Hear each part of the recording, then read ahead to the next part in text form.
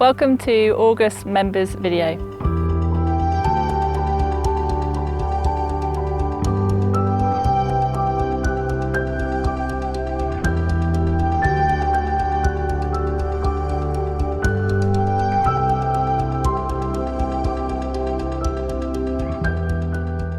We've had a very busy August so far with a successful fine dining event with MasterChef finalist Dean Edwards, a very successful games and grill evening, a Caribbean alfresco lunch and a bank holiday shotgun barbecue.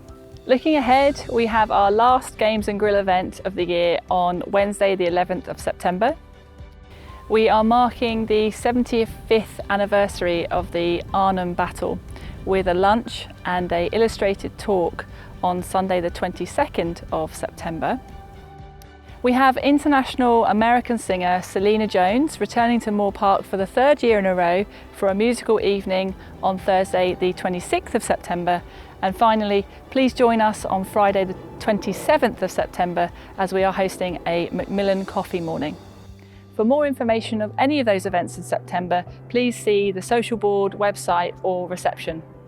Over the coming weeks, we will be launching our new Moor Park Wellness programme, which will include spa treatments such as aromatherapy, deep tissue massage and spa facials.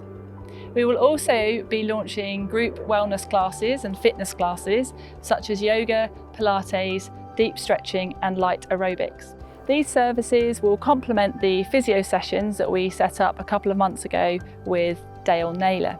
We will shortly be communicating to you how to find out more information about the various services and treatments, fitness classes, and also give the opportunity to book all of these services online.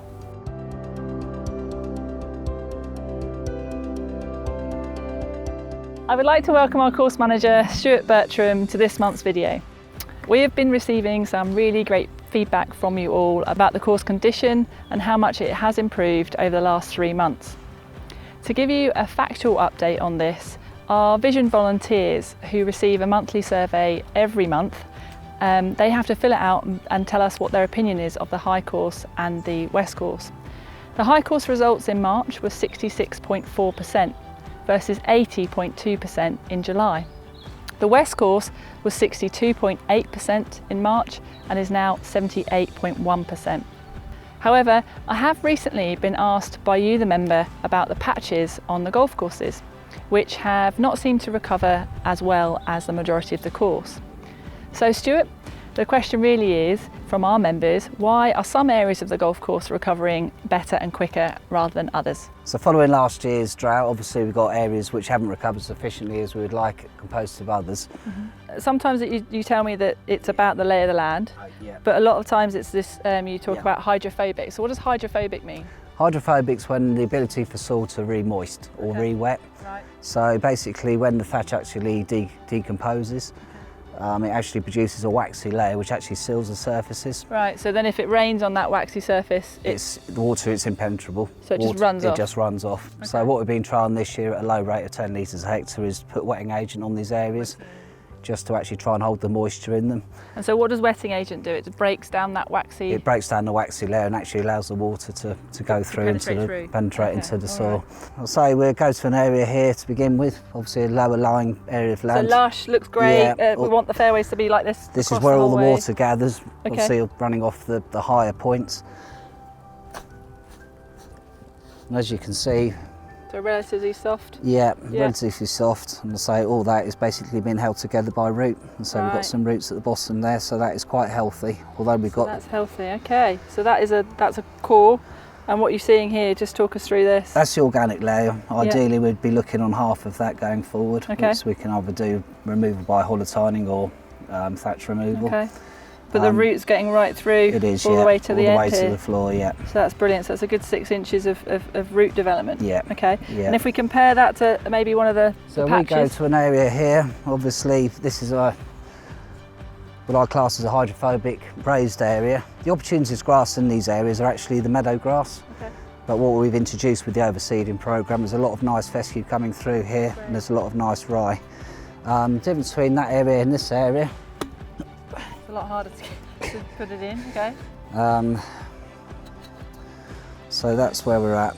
Right.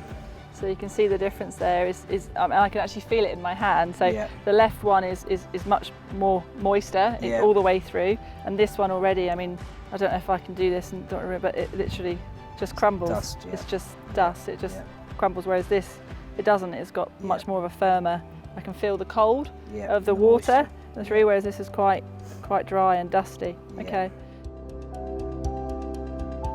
So we've come over to the 7th on the west to show you another example of a patch. So the other example was very much a flat surface and was hydrophobic, as we've talked about earlier. This particular example that we're actually standing on has a lot more undulation, could almost be described as a mogul or a little mound. Stuart, so what's the difference with this one in comparison to the other patch we've just seen? I'll say on the 7th of the west here we can see a lot of what we describe as old tree stumps, which have obviously been buried in the past, creating these hillocks. So they're actually trees underneath here, old tree stumps? Old tree stumps, right, that's our belief. Right. What's basically happened is as they're decomposing, they're actually getting depressions, depressions in the ground there, which is obviously causing these high patches against the low patches again. Right. Exactly the same principle. We've got hydrophobic conditions on the top here. At the top of the surface, and obviously the moisture's being retained in the lower areas. So in comparison to the other one, because this is a slightly higher raise and therefore a steeper slope either side, it's probably even harder to keep the moisture at this high level because it just naturally will run off. Without penetrant. Right, okay. And what does a core sample look here? Is it very similar to the other one? Yeah, so if I just...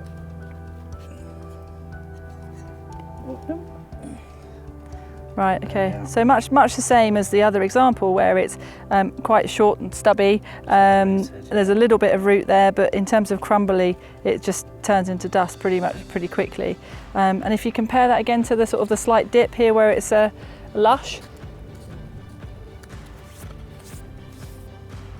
So what have we got here, Stuart? Right, obviously we've got a core sample here from the 7th of the west, which is obviously very healthy, deep rooting. The top area there is basically organic matter of what some people will determine as thatch. This is a build-up of old material which is obviously decomposing or being cut over a period of time, and the waste material turns it into this, and the next stage from that is to turn that back into soil. Okay. Ideally we'd have half this amount of thatch on the top. That can be removed via the holotyning we spoke about earlier, or it can be removed by scarification. But what can we and what can you as a team do to try and get those patches to be like the other ones and be like these lovely core samples? We talked about earlier on about some holocoring, so you can actually holocore, can you, in some of these areas? Holotyne, take some cores out and obviously put some wet agent in there just to relieve the hydrophobic conditions. The verti-draining will also help? Yes. And then overseeding, if you get the opportunity to overseed? Overseeding, definitely. It's getting the right grass species in these areas. Get the soil wet, moist, keep it moist, and obviously we're getting the results we're getting at the moment. So. Great. Thank you very much for watching August members video. It's been a delight talking to you, and I look forward to speaking to you next month.